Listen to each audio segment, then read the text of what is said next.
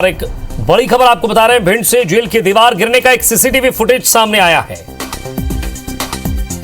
तो वो तस्वीर जिससे 22 कैदी घायल हुए, भरभरा कर गिरी इस बैरक की छत, और हादसे में 22 कैदी घायल हुए थे। सुबह 5 बजे हादसा हुआ था। ये तस्वीर आप देखिए जरा,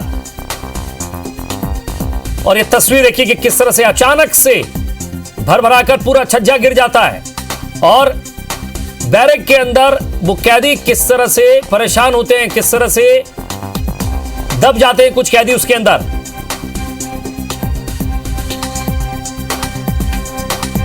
और ये देखिए, पलक झपकते ही पूरी छत जो है वो भरभरा कर गिर जाती है। कुछ लोग दब जाते हैं उसमें, कुछ लोगों को गंभीर चोट आती है।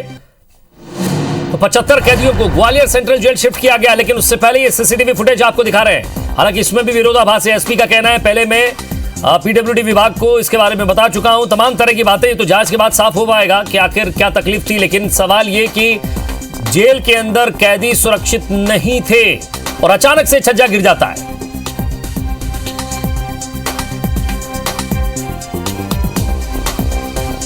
तो ये सीसीटीवी फुटेज जेल के अंदर से सामने आया है।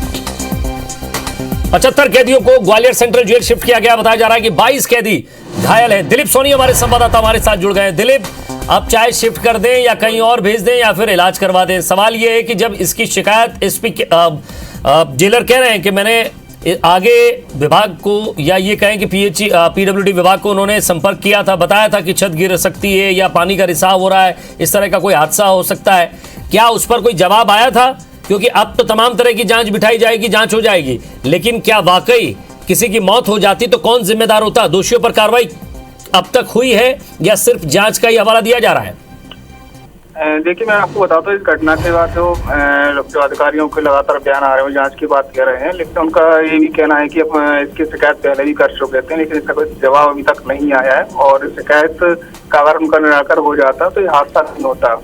तो इसमें कहीं ना कहीं अधिकारियों की पूरी तरह लापरवाही है, और ठेकेदार की, जैसे ठेकेदार जो एक नया जो जेल बनाने का भी एक जो प्रोजेक्ट था 2006 में स्टार्ट हुआ था, जो कि 15 साल हो गए अभी तक नहीं बनाए। और अधिकारियों का कहना है कि मतलब जैसे आज पैसों के हवाब के चलते इस तरह का जो जेल का काम पूरा नहीं हो पाया। अगर जेल का काम पूरा हो जाता तो उसमें जेल में जो कैदी हैं उनको शिफ्ट किया जाता। हालांकि जो कैदी हैं उनको जो 234 कैदी बताए जा रहे हैं ग्वालियर सेंट्रल जेल के लिए भेज दिया गया है, और यहाँ से पूरी जेल खाली करा दी गई है। और जेल खाली कराने के बाद जो आगे जो परेशानी आएगी, जिस तरह से उनका कहना है कि 6 महीने भी लग सकते हैं जो नया जेल है उसका काम कंप्लीट कराने के लिए। मौके पर जो मंत्री हैं, जो नेतागण हैं, उनके आने का जो सिलसिला लगातार अभी जारी है, और वो फोटो खिंचा के वापस खाना पूर्ति करते हुए वापस अपने चले जाते हैं। लेकिन कोई जिम्मेदारी इसको लेने को तैयार नहीं है कि मतलब जो हादसा हुआ है इसका लापरवाही किसकी है। जी दिलीप, क्या जेलर से बातचीत हो पाई, आपने बात की है?